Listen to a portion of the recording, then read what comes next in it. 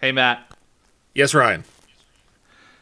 if you ever need anything, please don't hesitate to ask someone else first. That's a good bit of advice. That's a real good bit of advice. Yeah, I feel like maybe other people are going to be a little bit more reliable. And you know what else? What's that? I feel like you should listen to this. Let's go.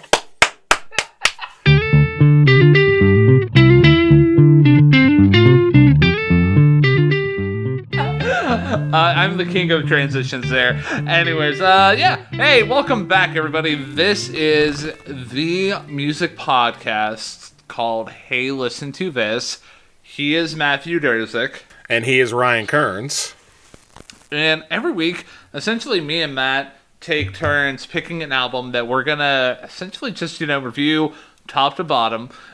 We go track by track. We can go a very formal dissection, or we could just be like, meh. This is kind of like a whatever song, pretty straightforward song. It all depends. It could be as in depth as when we did the Wilco album, Yankee Hotel Foxtrot, where I spent like 30 minutes dissecting the lyrics of the opening track.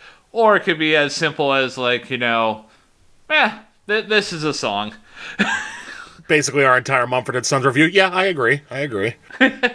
Yeah. So this week, it was Matt's turn to pick. And what album are we talking about this week, Matt? We are talking about the 1993 third release from the band Nirvana called In Utero, which is, for those who are not aware, their release following their genre-defining, generation-defining album called Nevermind. Yeah. So, to answer the question of why I chose this album, to be completely honest, this being the new year, I decided to start walking a bit more. I decided to start, getting back in the habit of exercising.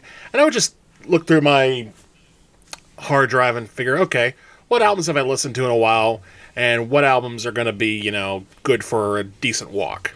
So I decided, one day I'm going to go with In Utero. And I listened to it, and I'm thinking, I got some thoughts about this one. So, pretty much, that is why it's not a specific theme or reason. It's not like, we're evolving our. I just decided to pick the album because I listened to it and I was like, okay, I got some thoughts. Let's share them. And as you may remember, there were two choices that Ryan had at the end of last week's episode.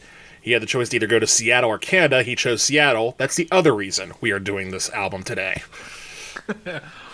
Yeah. The only reason why I chose Seattle is I don't have a current passport, so it's way too hard to get a passport within a week. That's true. As someone without a passport, I completely understand. So we're gonna have to wait. I after we do this episode, I'm gonna have to start getting my passport because I'm thinking pretty soon we're gonna have to go to Canada. Oh yeah, we're gonna have to go to Canada pretty soon. So yeah, Nirvana. What? If you don't know what a Nirvana is by now, first of all, okay, cool, but if you are one of the people out there who just woke up from a coma for the past 50 years, first of all, welcome to the internet. Second of all, Nirvana was a band that basically did spearhead the grunge movement. Like Matt said, their album before this one, Nevermind, essentially broke open the underground rock scene of the late 80s and early 90s. It basically, Nirvana spearheaded the grunge movement. Like I said, it was a reaction to the big hair metal movement of the 80s where everything had to be prim and proper, and everything had to be big and everything like that. Nirvana, they basically said, hey, let's focus on the underground rock, punk rock, hardcore movement, and let's put our own spin on it. And Nevermind, there were some moments in there. Again, it's been a while since I've listened to the album, and you can feel free to correct me. But it's not like In Utero. I feel like In Utero is a lot more experimental, and like there's like a clear track off of here or two where like you can really see the underground hardcore punk influence. Nevermind, not so much. Like there's a lot of big songs off of Nevermind, obviously, but nothing as like hardcore as In Utero is. Yeah, I agree with that wholeheartedly, and I think it's also worth noting that for a lot of what I've read, In Utero was to Nevermind what Blue by Joni Mitchell was to her previous album, which is Ladies of the Canyon. It basically was this album of, okay, now that we've become mainstream, now that you know our faces, now that you know the name of our band, now that you're singing along to our songs, let me introduce you to who we really are. Because a lot of people were expecting, more big anthems. They were looking at Smells Like Teen Spirit, like it was the new Born in the USA. And Kurt Cobain was like, I don't think so. Let's get darker. All right, so you ready to get at her? All right, so the first song is called "Serve the Servants," and my initial like impression of this track here, it's essentially a pretty much cut and dry opener in terms of like, hey, this is a grunge album here. Like, there's a lot of good moments in this track here, but in terms of like what the rest of the album has to offer, it's a good appetizer for what's to come. I understand where you're coming from, and I mostly agree with what you're saying, but I would say it's a little bit more important than that on the terms of the context of the album and what it is. To me, this seems like a very direct and deliberate move by the band to start the album with a relatively sort of catchy but not too catchy. Like, it's a perfect blend of catchy and dark in a way that it'll entice new fans, but it'll also introduce them to what's to come. So I think when you base it off what people are familiar with Nirvana, whether it be just the singles off Nevermind or just even Smells Like Teen Spirit, like, this is the transition between the rest of the In Utero and the stuff that people had known Nirvana for. The basic Nirvana fans, the new Nirvana fans, in a sense.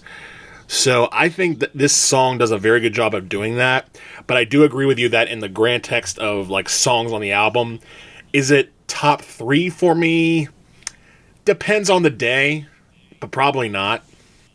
Yeah, I mean, I'm not saying it's necessarily a bad song. There's a couple of spots here where like I can really get behind what the band is doing, and like a lot of like what like there's moments where Kurt's vocals and lyrics really start to like they do their share of heavy lifting through the album, but I really like throughout this whole album I'm really loving what the band is bringing to the table, like especially with like this track here, Serve the Servants. I like the area where like at the end of like phrases where the drums and the band meet up, and it's almost like just capping off like the set of lyrics and that little musical phrase there. And the guitar solo towards the end it's pretty cool too, man. I agree. It's a good song. It's a good album opener, and again, it does its job effectively of transitioning the new Nirvana fans into this dark underworld that is sort of the flip side of what Nevermind was seen as. Yeah, you're talking about like a transition point between Nevermind to what Nirvana wanted to do. Like the literal opening lyrics to the album are "TNA's angst has paid off well. Now I'm bored and old. Self-appointed judges judge more than they have sold. If she floats, then she is not a witch like we've thought." And the whole teenage angst has paid off well. Now I'm bored and old. I take that as like, hey, we've done what we want to do now. I'm kind of bored and old and like going into a different phase of my life, which I mean, that's what Kurt was doing at the time. Like he was just like, hey, now what do we do? and I feel like the self-appointed judges, judge in the witch line, that's more reflective of like a almost like a jab at like his relationship with his parents. But I mean that's how I read the lyric there. And yeah, the only other thing I will say about this track here, there's the one true nitpick that I have of this track is that the chorus is kind of flat. Like it doesn't necessarily have to pop or anything like that, but there's not a whole lot going on there. You just have Kurt being like, "Serve the servants," like it kind of loses a lot of the momentum. I get that, and I don't completely disagree, but I think that again, especially compared to some of the songs that are coming up, it almost feels like that's the compromise that Nirvana is using. Like that's, it's very much a chorus because there has to be one. Because, like, let's just sort of as a spoiler, if they had started this album with the next track, oh my, there would have been a lot of people saying, "Is this even the same band?" Whereas with Serve the Servants, they can at least recognize that it's Nirvana to a fault. Yeah. And then it leads into everything else. Yeah. All right, so you ready to go on to Senseless Apprentice? Yes. And I will start by saying that after the few times I've listened to this track, there's just one band that seems to be on my mind, aside from Nirvana. That's Rage Against the Machine. Because this riff, very similar to what Rage would use for Bulls on Parade a few years later. Very, very funky. And this is the point on the album, probably around my third time listening to it. I was like, this is really a band album. Like, this is not, just Kurt being sad and, everything. This is a full band effort. And Chris Novoselic and Dave Grohl really bring it on this track. And it's a good thing they do, because if they were any sloppier than this track might be borderline unlistenable. Yeah, I mean, you hit the nail right on the head. Like, like with this track here specifically, you've mentioned, like, how Kurt really doesn't do well. Like, it's not really about like him going through a rough time or anything like that. The band's really like, jamming out, especially in this track here. Like, a thing that I kind of, took away from this track, how Kurt's vocals at some points are as distorted as the guitars. It feels like they almost blend into the track. Like, it's almost like how Robert Plant, and even like the lead singer of the Talking Heads, David Byrne. Yeah, how they would use their vocals as not a means of communication, but as a means of expression, and like almost like a different kind of instrument. And dude, I love when Kurt's vocals get like that, and how he gets into that primal screaming. Like, I also do love the softer side of Kurt as well, with tracks that will be coming up here relatively shortly. But oh my goodness, like I it almost kind of like, obviously the whole like end result of Nirvana and like Kurt Cobain's life, like it is utterly heartbreaking. But I really wish I could have, like, the world could have gotten another album out of Nirvana, because if they were going in this direction purely, oh my goodness, I would be so happy. Yeah, and well, there's a couple minds to that. There's a mind of mine that agrees with you. There's also a mind of me that doesn't. Because the way I've heard it described by, of all people, Yoko Ono, is that when you consider the arc of what history has shown for the Beatles, you think about the Beatles as far as their entire arc. Like, they didn't just decide to keep going and going, just out of the sake of keep, going and going and going. They cut it off at a point where they're just like, you know what? No, we're done. And that story has been immortalized in pop culture history. And I think the same can be said for Nirvana, because you never know, like, with these bands, like, how far things can go. like you say, oh, they would have done that, but would they have? Would they have been able to keep creating albums as good as this one, or Nevermind, or even Unplugged in New York? Or would they go down a completely different direction, which would soil the stuff of their early things? I happen to be a fan of bands that have done that, whether it be the Rolling Stones or the Who. There was a cutoff point, but they didn't cut it off. So I think, in a sense, I understand what you're saying, but I don't necessarily think that that's a guarantee. And me personally, for Nirvana's story to be as immortalized as it is in pop culture, I don't necessarily think is a bad way to be either. Although, considering how it ended, I mean, that's obviously a different story. And I'm willing to bet that maybe Dave Grohl would think, how would my story be different if things turned out differently? So, I mean, obviously, how would things be better? It's not for us to say, but there are two minds of that. Yeah. I just want a pure punk album that Nirvana has done. And I mean, I suppose, it's been a while since I've listened to, their debut LP, Bleach. Maybe I should revisit that and, just, scratch that itch that I have right now, apparently. But, just wrapping up Senseless Apprentice there. Fact about this song here. Cobain was inspired to write this song after reading the novel Perfume, and it was one of his favorite books. This song mainly describes Jean, the main character of the book. Again, if you guys are noticing a little bit of a pattern here, at least so far, we're not really talking so much about the lyrics like how we do in a lot of the spots here in our podcast. And that's because it's just it does speak to how this album in Nirvana is as a band, where it's not just as much as Kurt Cobain was the main draw of the band. If you really listen to this album specifically, it's really just mainly about how awesome tracks like Senseless Apprentice are, and how it can really tear into that whole punk rock scene. Again, I might be just vamping here, but I just think it's funny that we're 2 tracks in and I've not geeked out over lyrics yet.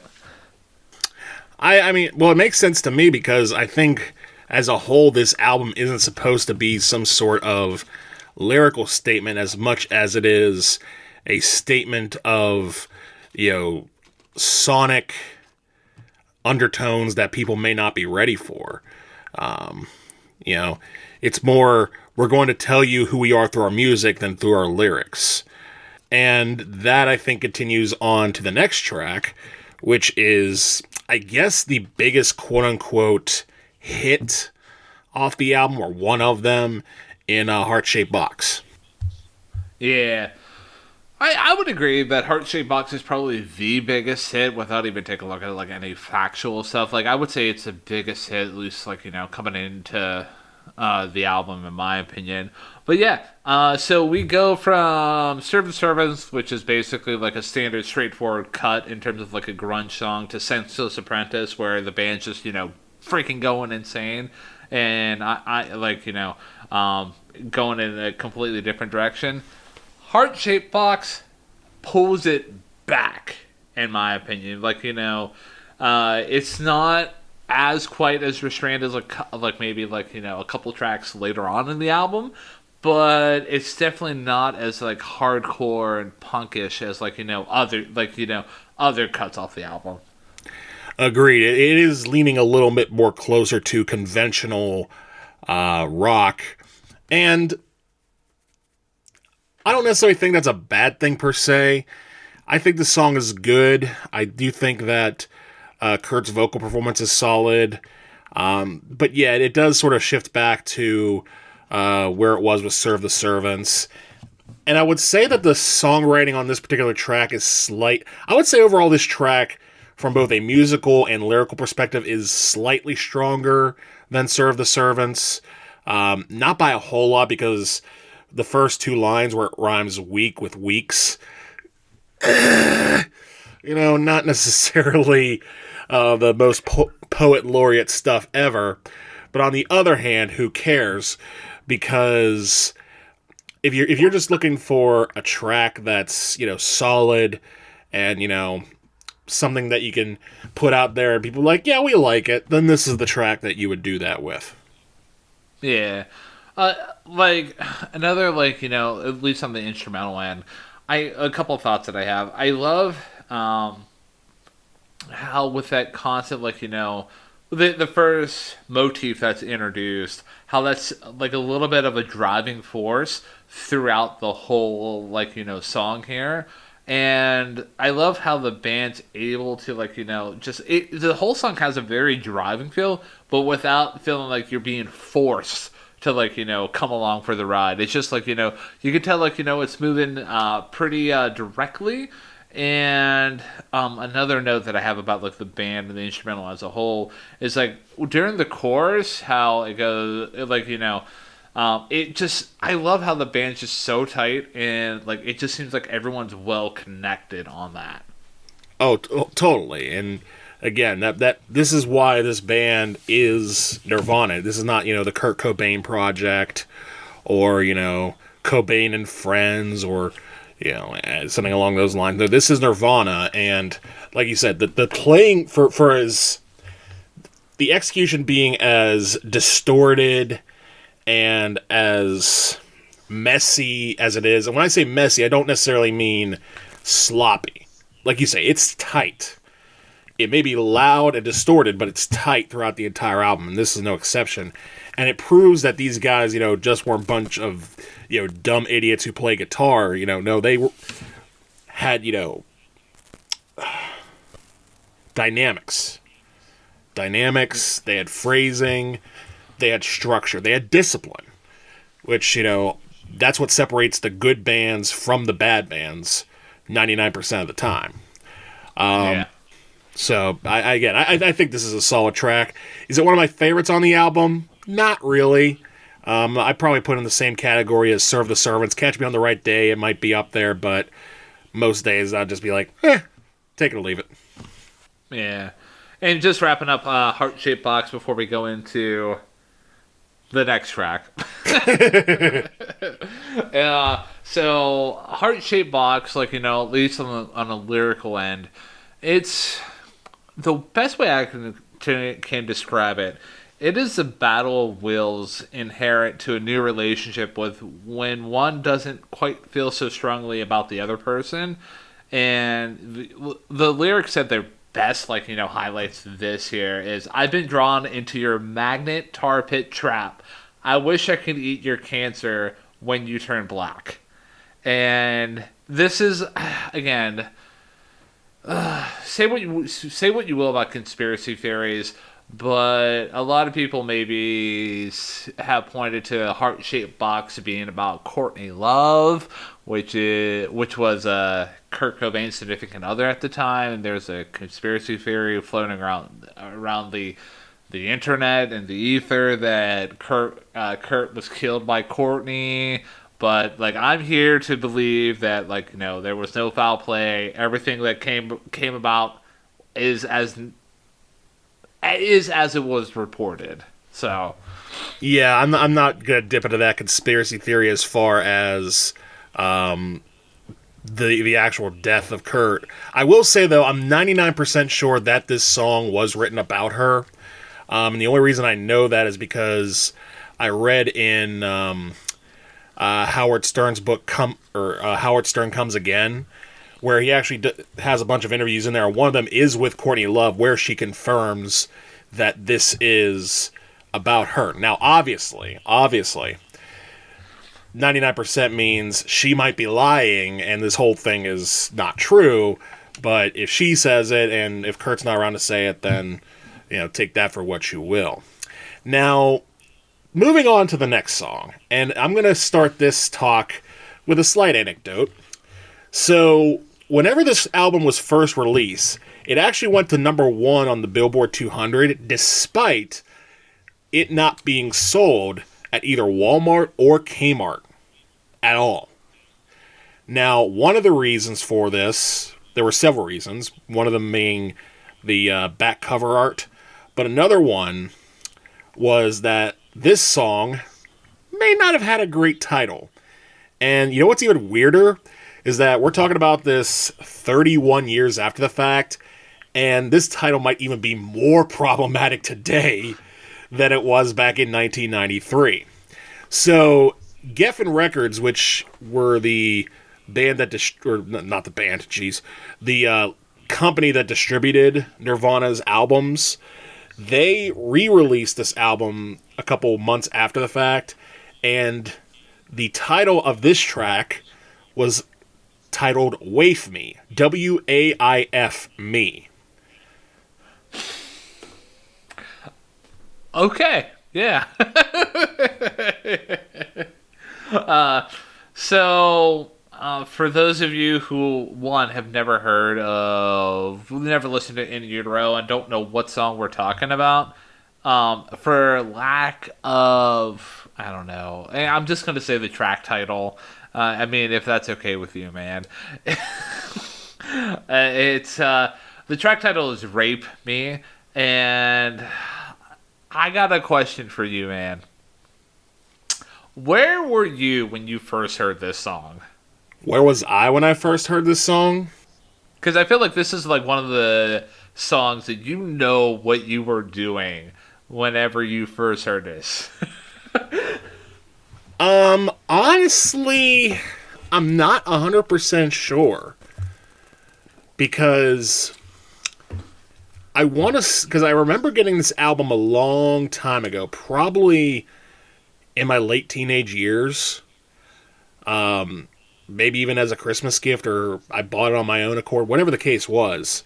I don't really remember the first time I had listened to this thinking, I vaguely remember it, and I vaguely had the reaction of, okay, this is not as offensive as I thought it was going to be, but with more repeated listens, especially the last few for the sake of this review, I kind of thought to myself, did Kurt really need to use this word? Did he? Because I get what he's trying to do on this song. It's basically, he's saying, feel free to use me. You're not the only one that I'm being used by, and you're not the only one who's going to use me, or something along those whereabouts. So, in that regard, it's an effective song. Sound-wise, it's solid. The band's pretty tight again.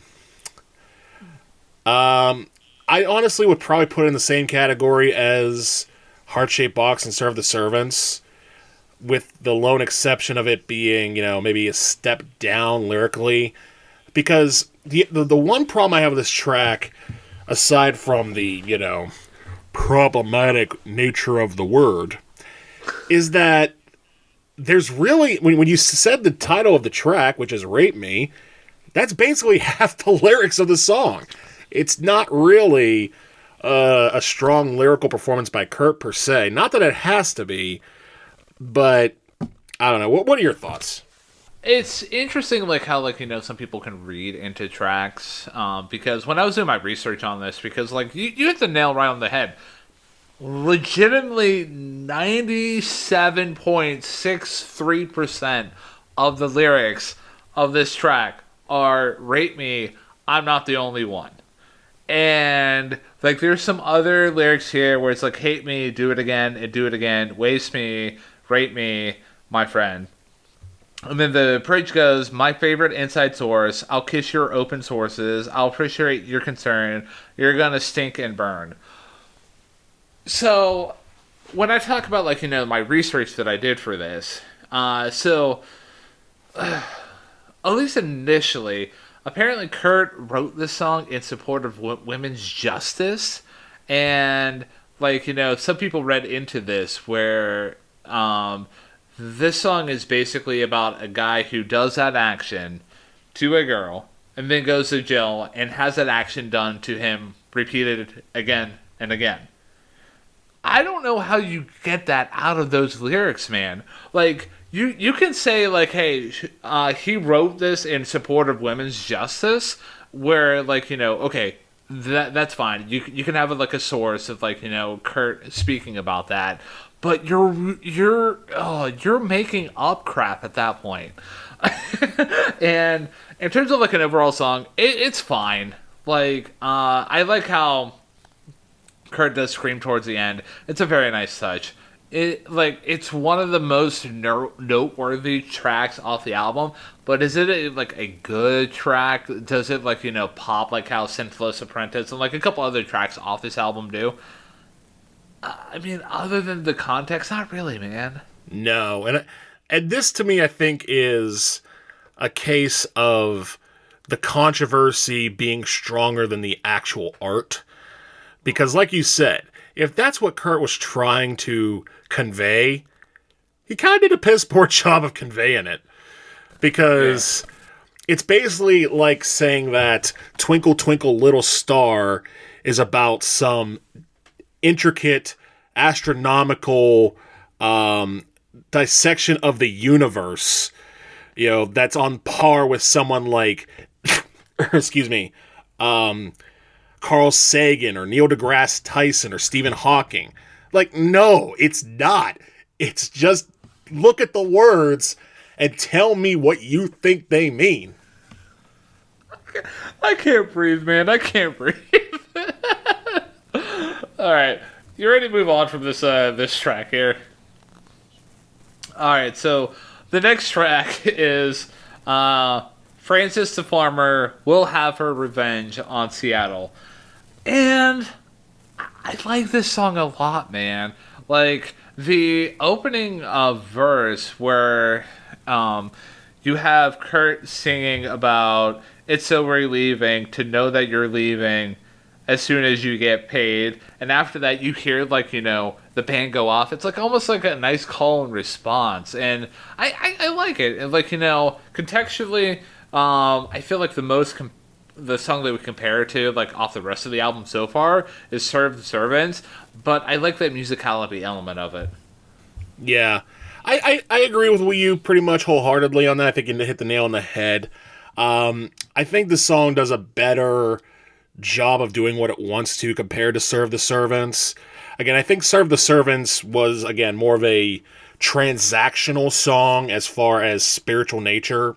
Whereas this just is a solid album cut, because like if you've made it this far on the album without, tossing your CD out the window and thinking, screw this, I'm going to go back to listen to Celine Dion, then congratulations, here's some more Nirvana for you. And this song does this very well. You mentioned how the chorus for Serve the Servants was kind of weak. This one is stronger. And yeah, I really don't have much more to say other than it's really solid. The band's tight. Kurt's singing is a lot stronger on this track.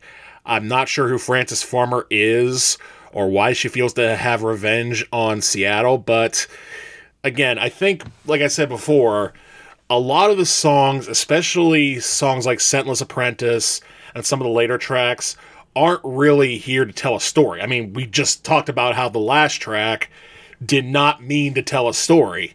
So, songwriting is not really Kurt Cobain's strength, but I think the fact that it's a weakness is a strength for the band, and was a strength for the band as far as redefining what rock was. Because you think about what they took off the pedestal, bands like Bon Jovi, Motley Crue, Van Halen, that would write these sincere but not really, like power ballads and basically convey that, oh yeah, we're the toughest guys on the block, but sometimes we just get real feely touchy. Nirvana said, no, we're just gonna play rock and roll, very loud guitars, very tight rhythm section, and we're just gonna come up with whatever words we want, and if you don't like that, fine, don't buy the record. And like that as a whole does encapsulate the feeling of like hardcore punk as like a genre from what I've been able to like learn over my years of appreciating it. Like it's more about like yes, you can try to like check into the lyrics, really kind of dig into like the instrumental breakdowns. But like what it really is about is just that feeling of like expression and just getting that angst out and like as it being an outlet for like a lot of people in the world. But that being said, I'm gonna pivot back into Francis the Farmer. We'll have a revenge on Seattle. So like so this song, in terms of like what it was inspired by, this song was inspired by Seattle native Frances Farmer, an actor who was persecuted by the media due to her increasingly erratic behavior. So that gives a little bit of like context here, and comparatively, like how like Serve the Store events had like kind of like a flat chorus here. The chorus in here with Kurt singing about "I miss the comfort and being sad," I like it a lot better, man. Like, again, not to keep slamming on Serve the Servants, because, like, it might be my least favorite track off the album, to be honest with you. I'm not sure if you were able to, pick up on that. But another, like, nice little wordplay that Kurt does is, if I'm not mistaken, yeah, it's in the second verse here. The lyric reads, "Our favorite patient, a display of patience."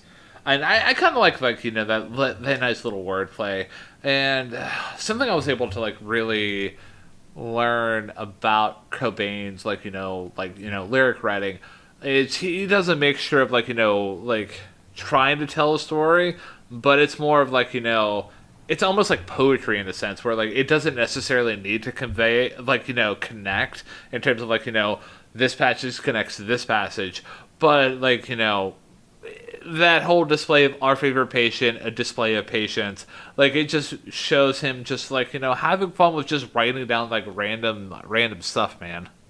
Yeah, yeah, and what it does too is it, again, we talked about how on the last track, he's not necessarily the world's strongest songwriter, but at least he's taken from sources that are legitimate and drawing as creativity. So I mean, it's not like he's not trying to do this, but at the same time, like we say, if he's going for the aesthetics of, trying to power through all of this and saying, hey, we're going to create this, image of who we are. Like, Kurt Cobain isn't Bob Dylan. He's not Gordon Lightfoot. He's not Joni Mitchell. He's Kurt Cobain. So even though he may have this sort of, very literate sense of, sources and having inspiration, he's not going to be a poet. He's going to be, a guitarist who writes songs, and this is what they come out to be. But again, it's more about the band on tracks like this, on this whole album, really. So yeah, I think this is a solid album track, and it fits very, really well on the album. Yeah. So the next track is dumb. It is dumb. The next track is dumb. It's actually a solid song, but the name of the track is dumb. And you were talking about how, when was the first time you heard the song? I actually heard this song for the first time and a couple others on this album from the next Nirvana album, believe it or not, which is their MTV Unplugged in New York. And this was one of the songs I heard off of it. And this song, again, it's a pretty solid song. It's comparable to other songs off of Nevermind, like Polly, in a sense. Very stripped down. On a Plane's another one. Not too much to it. But again, the lyrical stuff here is a little deeper because he's talking, I think I'm dumb, but maybe I'm just happy. That's a solid sentiment that, a lot of people can get behind. And also, the song features a not Nirvana instrument, not played by a member of Nirvana either. That is the cello, which makes its first of 2 appearances on this track, or on this album, I should say. Yeah. I was kind of taken back by the strings. I'm just like, oh, hey, that's kind of cool. But yeah, you did an excellent job, like just telling everybody what this track is basically about. I mean, it's if I'm not mistaken, it is indeed the most stripped back song off the whole album, because I don't think that like anything really kind of pops off of here. And the song is basically, in terms of like the research I was able to do on here, the song is basically about people who are kind of basic and are happy with it. Like, the people who watch a ton of TV, but don't really like look to like challenge themselves to be a bit better. And like lyrics that exemplify this are, "I'm not like them, but I can pretend. The sun is gone, but I have a light, which the light being the TV. The day is done, but I'm having fun. I think I'm done. I think I'm dumb." And I mean, it's a very straightforward song. Like, there's a whole lot not to it, to be honest with you. But I kind of dig it. Like, it's a good song overall. Agreed. It's a solid song. And again, I think both versions, this version and the version on Unplugged in New York, are both very solid if you want to compare and contrast the two. But yeah, I wrote on much more to say. It's a solid track. All right, so we've officially hit the halfway point of the album, and here is where things start to get a little fun, if you know what I mean. Like, there's one song off of here where maybe two more songs that are your traditional Nirvana songs, but after that, like Very Ape, Milk It, Radio Friendly Unit. Hold on. Yeah, I'm just gonna save the rest here. I think I might have like jumped the shark there, man. Feel free to edit this part out. Anyways, Matt, this is where you're gonna edit it back in, okay? Okay. All right. So the next track is Very Ape, and I'm really digging the groove off this track when it starts out, and like the whole track, at least from the get-go, feels very panicked and has an urgent feel. Even though like it's kind of like another straightforward song, but like what's your thoughts on this song? Pretty much similar. This track really didn't stand out to me too much, but it does kind of signal that things are going in a much different direction. The groove on this is a lot faster. I agree. The groove on it's very good, and would make for a solid instrumental. As far as the lyrics and the vocals are concerned, these sort of steer back towards the vibes of Scentless Apprentice, where Kurt's just kind of wailing and throwing all caution to the wind as far as, proper or professional vocals. Like, he's really just sort of being animalistic here. And that's not a bad thing in this particular sense, because, again, we mentioned how, this is relatively similar to, the story of Nirvana can be similar seen as like the Beatles in a sense. Kurt Cobain very much was into the Beatles, and he was very much into the likes of John Lennon. And Lennon's first album was very similar in the primal scream, dealing with things in life type of vibes. It's just that on this particular album, those vibes seem to be a little darker and a little more pronounced than Lennon, I think, ever even got to. So, yeah, I think contextually, this is a great song on the album. On its own, it's fine. It again, like you said, it's straightforward. If you like the groove of Scentless Apprentice, you'll like the groove of this one. And again, it shows that Nirvana's strength was as a band. Yeah. So, with that being said, I mean, there's not really much we can talk about Very Ape. So, you ready to milk it? The way that you responded to that was perfect, man. Perfect. No notes. Thank you. But yeah, so milk it.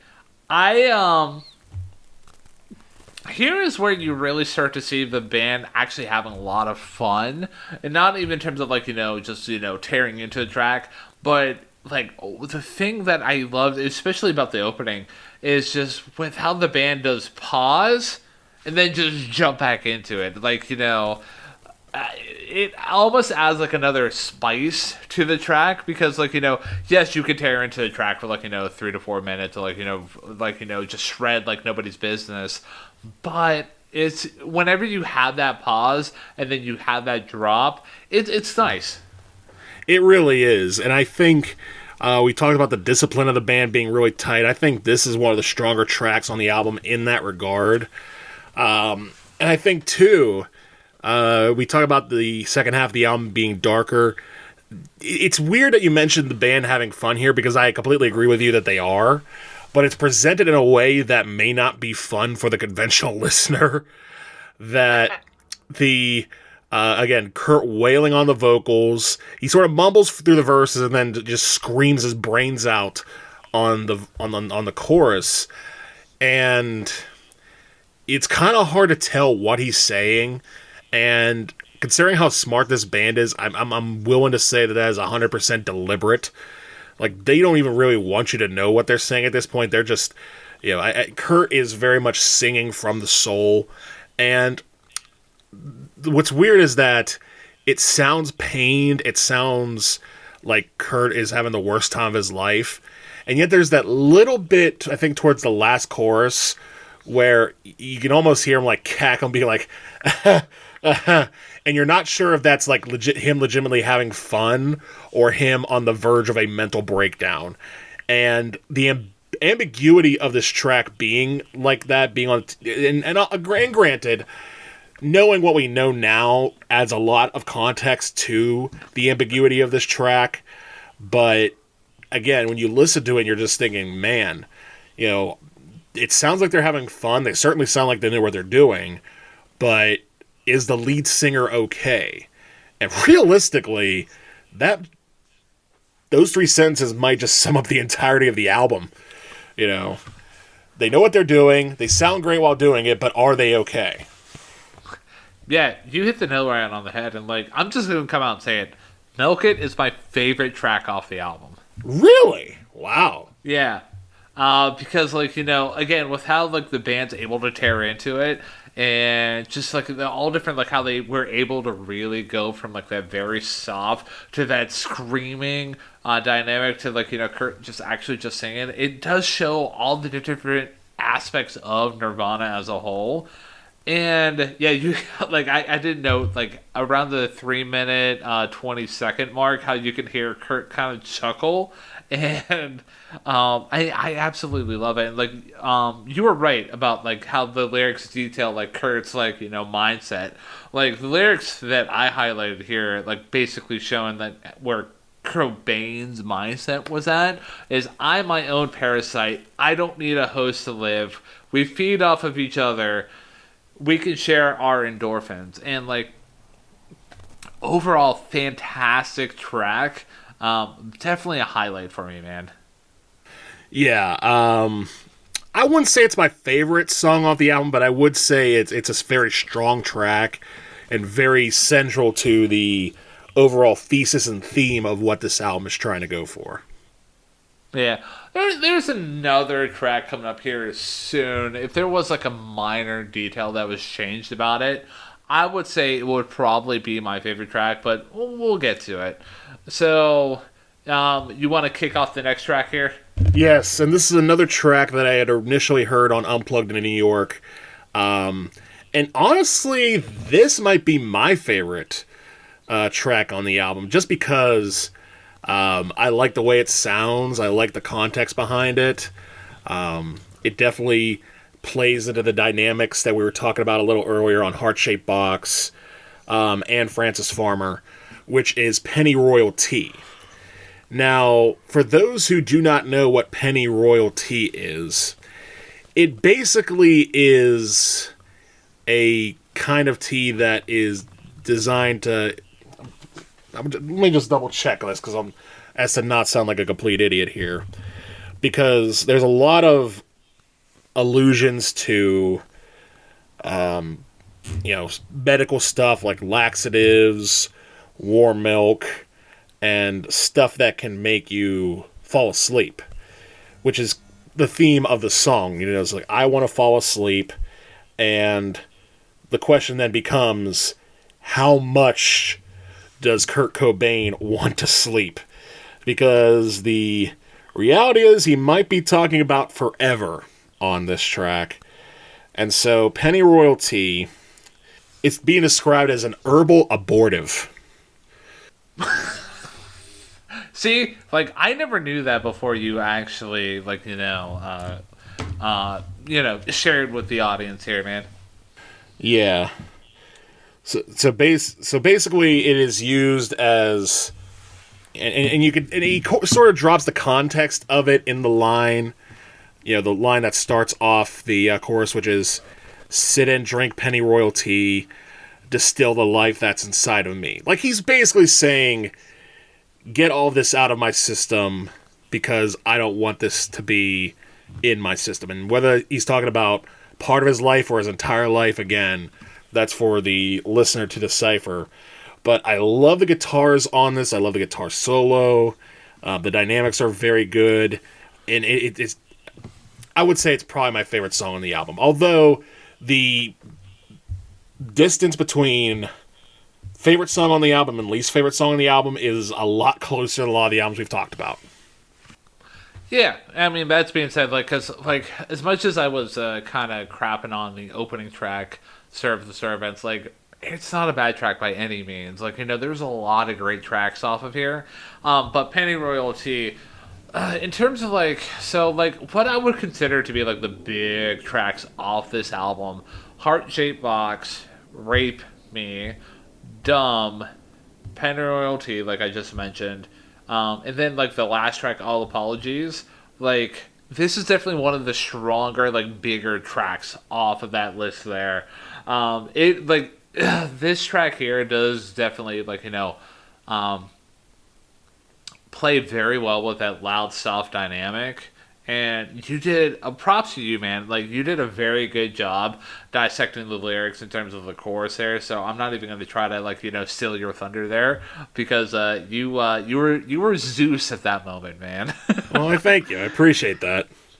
Yeah, but, like, I mean, not much else I can really say. Like, I love, great chorus, a great song overall. And the only other thing that I will mention is I love how at the very end of the track here, the group just seems like it's running out of gas, which can kind of play with that idea of, like, Pennyroyal Tea being like an abortive substance where, like, hey, they're just running out of life. But yeah, what else can I really say about this track? It's a great track, great song, definitely up there in terms of, like, one of the better songs off the album. Agreed. And I would say that this version is better than the one on Unplugged. Not by much, but it is better. Man. So, the next track, which is, I would say, probably in my top 3 here. It could be the easiest number 1 for me, other than, like, a very, very minor detail. The track is Radio Friendly Unit Shifter. Apparently, when I typed this out the first time, I misspelled, like, I did not use the correct word in the last word. Yeah, anybody could probably figure out what, like, I use instead of shifter. But yeah, like, in terms of, like, the band really having fun and, like, just really exploring different dynamics, I feel like this takes it up to, like, almost. It definitely takes it up to 10. I would say 10, because I feel like there's another track coming up here, like, very soon, that really just has the band just exploding. But, like, yeah, I love the opening of this track with the distorted guitar leading into the whole track, and the rest of the band just seems like it slides in, and the groove is so tight to start out the whole track.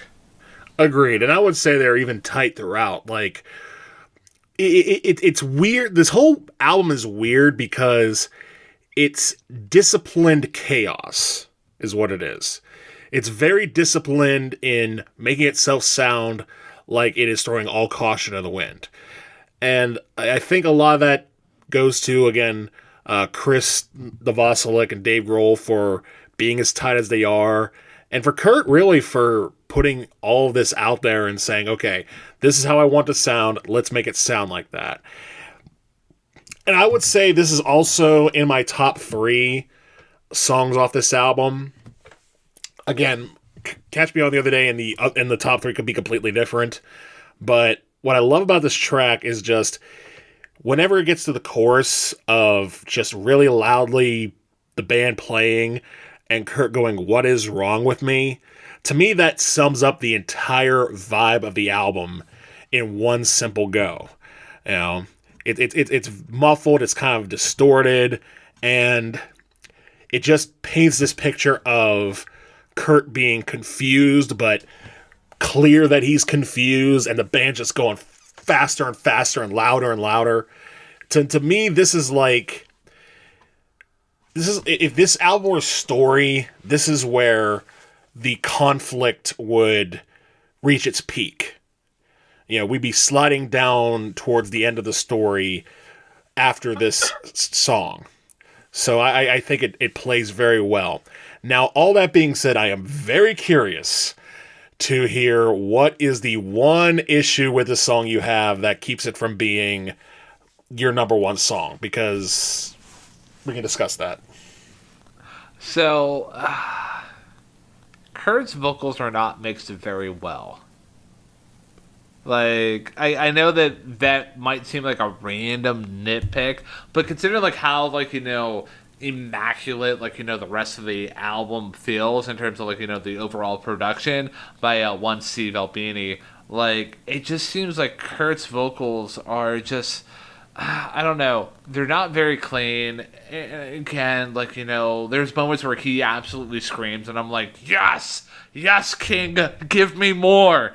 But, like, I don't know, it just seems like, with him being more of a, like, there's not the moments where I'm saying that his vocals aren't mixed very well. It's not where he's screaming. The chorus, it's okay in terms of how he's mixed, but like it's just whenever he's like in the verses, like it just seems like he's like if he takes like maybe if they're able to bring up his vocal levels like a little bit, it'll be okay. It'll be a lot better, but like it just seems like if you do that minor tweak, instant perfection on the track. Yeah, I slightly disagree. Not that I don't disagree with you that the vocals are mixed poorly and that it's kind of hard to hear them sometimes.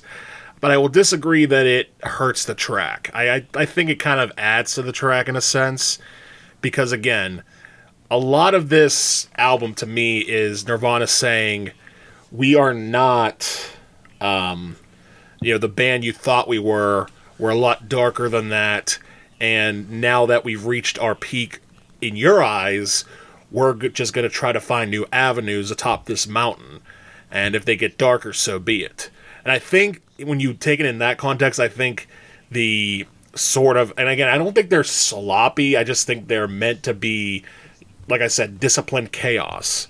But that's on my end. I understand why you're saying what you're saying about the track. So yeah, a couple other spots about the track, and then we can move on to the next track here, Tourette. So when I'm talking about the band as a whole in this track, the band's doing a great job driving the groove, and I love how there's almost like a I wrote a spacey element, but it almost seems like a wavy kind of element that's floating through at times with the guitar, and I love the muted strumming. It's a very nice touch, again, this is where the band's really flexing their muscles. And yes, Kurt's vocals are not mixed well here, in my opinion. The band's doing enough heavy lifting where they can almost be like Sam at the end of the Lord of the Rings, where Frodo is having trouble carrying the ring into Mount Doom, and Sam is at this point, the rest of the band's like, okay, Kurt, we can't carry the burden for you, but we can carry you. That's one way of putting it. Yeah. Shout out to Samwise Gamgee, the true hero of Lord of the Rings. but but yeah, you hit the nail right again on the head, and an excellent job to you for pointing out like how this is basically showing where Kurt's head was at with lyrics of what is what I need, what is wrong with me, what do I think, hate your enemies, save your friends, find your place, and speak the truth. Like, say what you will about conspiracy theories, but like you can really see kind of cut and dry where Kurt's headspace was at, especially in this song here. That kind of lead to like the end result with what happened with his tragic ending. But that being said, do you have any other thoughts on radio friendly unit shifter before we move on to the next one? Not really. The only other thing I'll add is that, and you hear it a lot of times throughout this album, but this is probably the most prominent use of it, is a lot of times, especially towards the end of tracks, you'll hear this very distorted guitar, almost sound like someone's trying to tune in a radio. Just doing the whole kind of like a Morse code thing. And granted, Nirvana's not the first band I've ever done that. Hello, Clash, how you doing? But it does play into effect sort of this idea of, again, organized chaos, trying to show how especially at the end of a lot of tracks on the first half of the album, how there's no fade out. It just stops. And I think that plays into it too. And I think the guitars here very much reflect that on this song. But after that, I really don't have much to add. Man. All right, so Tourette's. I love this song. Really? Like, it really just shows Kurt and Nirvana as a group really just embracing their punk rock influences. Like, it's kind of funny how the track opens with, like, moderate rock, and then, like, the band just freaking tears into, like, the rest of the track. Yeah, I get that, too. I wasn't too hot about this track, honestly. Like, to me, this just comes off as more or less a coda of radio-friendly unit shifter, where, again, it just sort of it has the band exploding and almost kind of feels like a last gasp compared to where Kurt was at on the previous track. I think it's a solid track. I wasn't, like, too keen on it. But, again, the band's tight, and I do love that opening where I'm pretty sure that's... I'm not sure if that's Chris or Dave saying moderate rock on that, where in true irony, because they know what's about to happen. Yeah. But yeah, it's a solid track. It's not my favorite on the album, but I get why it's there. I might actually maybe put this in my top 3. We'll see like how we feel off the next track. But again, like, talking about like how I basically was talking of how hardcore punk music really is just more about the feeling as compared to like, the lyrical and the compositional elements. Like this exemplifies it 1,000%. Like, if you're looking for an excellent meaning and like, example of like hardcore punk, just listen to this song and you 100% will get it, in my opinion. All right. You ready to finish off the album with All Apologies? Yes, and this is yet another song that I had heard on Unplugged before I heard In Utero. And this song is interesting because on the one hand, I think the melody, as far as like what you called the big tracks on the album, I know I said Pennyroyal Tea is my favorite, I'm sticking by that, but I would say the melody on this is probably the most attractive of the melodies. It's very much, I think it's a stronger melody, for example, than Heart-Shaped Box. And, especially with I think Kurt singing is strong on this track.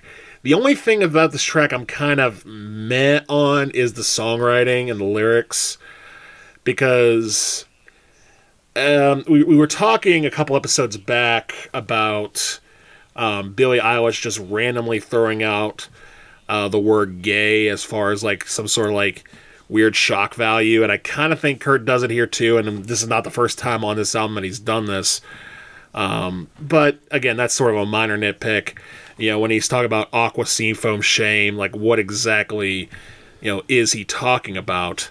But the band, I think, bails him out. I think the melody bails him out. I think his own singing bails him out. I think the songwriting on the chorus and the coda of this song or the outro bail him out. So again, the minor nitpicks of the lyrics on the verses are kind of like, small. I think this is a really solid track to end the album with. And again, Catch Me on the Right Day, it might be in my top 3. Well, I mean, embrace what your nitpicks on there, because like, to be honest with you, I was about to come in here and be like, hey, this is probably my favorite track off the album, but you made an excellent point though, like, like. So, the opening verse is, what else should I be? All apologies. What else could I say? Everyone is gay. What else could I write? I don't have the right. What else should I be? All apologies. Like, it kind of doesn't make a lot of sense. Like, I get that this track is basically, and like, it's basically about Kurt apologizing for how he's behaved for the fans that have followed him over the years. But no, you're absolutely right. It just kind of just seems like, hey, I'm just gonna put something random here. And yes, a lot of the lyrics off of this album don't really have to have like a huge meaning, and they don't really have to connect. However, I would challenge that notion by saying, if you're gonna have a soft song, which is basically, like, I would say maybe like 63.17% of this song here, that, like, if you're going to have such exposed vocals, your lyrics have to make sense, man. Because otherwise, I could write a song about, I'm sitting in a chair, there's a red room right next to me, Can is looking at me. Like, it's just as effective as that. So I might be a little bit short-sighted, and I apologize for literally just telling everybody like what I was looking at. But that's you basically kind of pointed out, like, that's basically what this track is lyrically at times. First of all, I'd love to know where you're getting your numbers at, because I'd love to believe that you actually did the math and came up with those numbers, even though I know you did not. It's just coming from my brain randomly. So, but the point you made about this being, I wouldn't call this a soft song, although compared to the rest of the songs on the album, I can see why you turn that. But if you're gonna make a song that is very grabby, very hooky, like this song is, again, if you're trying to reach a massive audience, the lyrics out front in that first verse, they do have to be a little bit better. But again, I think the chorus and the outro, particularly where Curtis is all we are, I think those are strong. I think that is a lot better as far as, trying to be soft and be, grab an audience and sort of be anthemic in what it's trying to convey. But the verse is not so much. But again, I think the rest of the song is solid. I understand why it gets played on radio all the time. It's a good radio song in a sense. Yeah. One other thing that I will mention about this track, a couple other things. That guitar line that that starts out the track and how it leads into the vocals, it basically kind of like, floats throughout the whole song. I like that, how it's like a nice driving force. And in terms of like compositional shouts, I love how, like, the chorus kind of like, where he's talking about, like, the lyric reads, let me pull up my phone, where he's like, married, and it almost seems like, you're jumping up into the clouds, and then when the rest of the track comes coming back down, it's almost like, almost like a fall down, and you go back into like the rest of it. Like, it's kind of nice. And I spoke about how this track is basically about Kurt apologizing for his, like, kind of crazy behavior and just basically having an open dialogue with his audience. Like, the second verse reads, I wish I was like you, easily amused. Find my nest of salt, everything's my fault. I take all the blame. And the rest of the lyrics kind of don't really make any much sense, to be honest with you. But like, if this is like, I know they did MTV Unplugged after this is like, their last like, recording, but this is like their last proper studio album. For this to be the last track off the last proper studio album, it's a very nice way to end like, Nirvana's like, studio run, in my opinion. I agree. And again, we were talking earlier, and it sort of comes full circle, how I was talking about how Serve the Servants served as a bit of a compromise for new fans and sort of leads them into the darkness. The way you sort of talked about that second verse, it almost feels like he wrote the rest of those lyrics, and maybe even the first verse too, for all I know. Like he had to come up with rhymes in order to compromise the fact, like, he just wanted to, say, I'm sorry, and he, wanted to do it in a way that was attractive, but he couldn't really fill out the rest of the lyrics. It's a very weird dynamic, in a sense. So, I don't know. I like the track. I do like the track. I don't think it's necessarily as central to the album as songs like Scentless Apprentice or Radio Friendly Unit Shifter, but as far as just being a good track to listen to on its own, I would say it is. All right, so we did it, man. We did it. We emerged from In Utero. Okay, so yeah, man. Great album selection, man. So, I'm gonna let you go first because I'm kind of stuck on my rating. I've changed it like maybe 3 times while like dissecting the album, and like I even changed it once while we were talking here. So I'm kind of curious to see what you're gonna rate it. Not saying that your rating is gonna influence mine, but it might help me make up my mind here. Yeah, I've been kind of on the fence about this one too, because there are some weaknesses with the album, and it's not necessarily a pleasant album to listen to on a regular basis. Like, like you don't listen to this song because you want to listen to something happy. You want to listen to this album because you want to listen to something good, and you want to get a context of a man and the band behind him going through what they're going through at the time that they're going through it. And I think for the most part, it really does set out to do what it wants to do. So I'm going to give this an 8.5. And I'm going to say it's... Because the one tipping point for me was, because I had given Punisher by Phoebe Bridgers an 8. And I'm thinking to myself, and I gave our last album an 8 as well. And I'm thinking to myself, do I enjoy this album as much as the others I do? And I was like, you know what? Yeah, I am. I really am enjoying this as much, if not a little bit more, than Punisher or Disintegration, to be honest with you. Which I know might seem like complete sacrilege, but my rating, my call, your turn. How dare you take the name of Robert Smith's band in vain there, man. I digress. So, I think I'm going to settle on... so, I initially did when I rated this album the first time, I like, about halfway through is where, like, I usually start to say, okay, this is how I'm feeling about the album.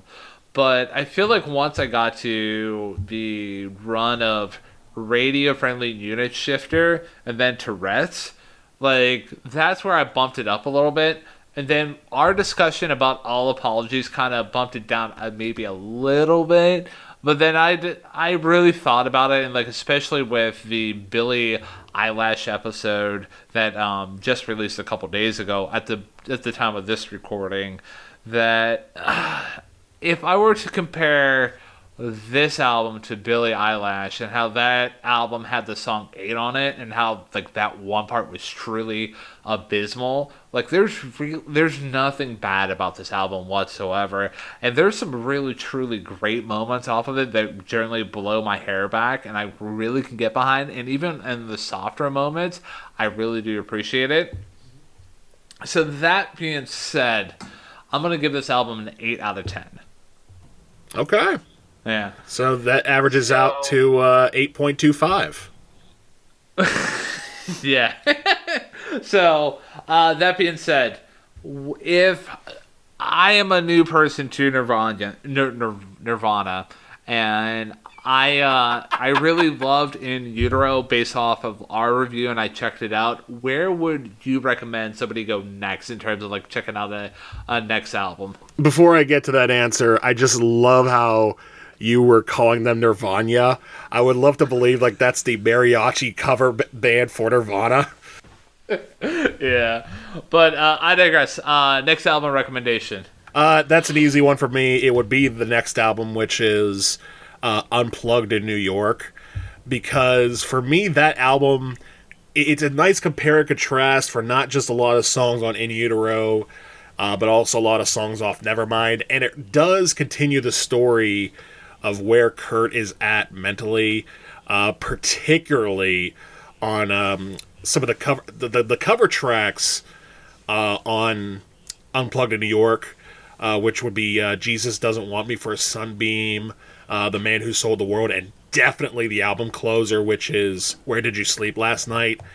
Really paint a picture of where Kurt is at and how very little he wants to compromise for the masses. So that would easily be my next recommendation, Unplugged in New York. So my next album recommendation, it's actually going to be, and again, taken off the vein of like the continuation of Nirvana. Wow, I can't get that name out of my brain right now. Nirvana. It's going to be the debut LP, the self-titled album by the Foo Fighters. There's a lot of like that old school punk kind of feel, a lot of like the melodic elements that Dave Grohl took from Nirvana, and really kind of bled into like what is the net, like again, Nirvana was its own thing, and it did exist in a very crucial time in terms of like the world and the musical landscape, but where one of the members took their musical career from here and bled it into like probably one of the biggest rock bands ever. Seeing like how like you check out In Utero, transition from into like the next album that I'm recommending, which is a self-titled album by Foo Fighters, and where the Foo Fighters go from there. It's a nice transition, and like there's moments where Foo Fighters do explore some of that old school punk elements as a whole. But yeah, that would be my next shout out, because as tempting as it would be to be like, let's go to Nevermind, I wanted to think outside of the box a little bit. I love how both of our next recommendations feature some form of Dave Grohl playing guitar. That is cool. Yeah. So, yeah, we did it, man. We gave the rating, we gave the next album recommendation, and it is my turn to pick our next album. It is. What do you have for our next episode, Mr. Kearns? Do you have any idea what I'm about to say? Not even remotely a clue. All right, so you have not picked up on my master plan that kind of got thrown off a little bit by the January challenge, which is perfectly fine because it allowed me to discover my everlasting love for The Cure. But I digress. So the next album that we're going to be discussing is going to be the 2021 album Home Video by one Lucy Dacus. Now I see your master plan, and I like your master plan. Yeah, so you could probably see what after we do this one, after we do your review, where I'm gonna go to end out my evil master plan. Oh yeah, and I am very much looking forward to it because I have heard good things about the apex of your master plan. All right, cool. So, do you have anything else to say about Nirvana, In Utero, The Cure as a whole? Not really. I think we did a fantastic job of summing up this album as a whole, at least from our perspectives. Again, if your perspective is different, if you disagree with some of the things that we have said in this review or any of our reviews, feel free to comment it, whether it be at our email at ttheylisten@gmail.com, by leaving a comment on our YouTube page. Can people people can't leave comments on Spotify or Apple Music, can they?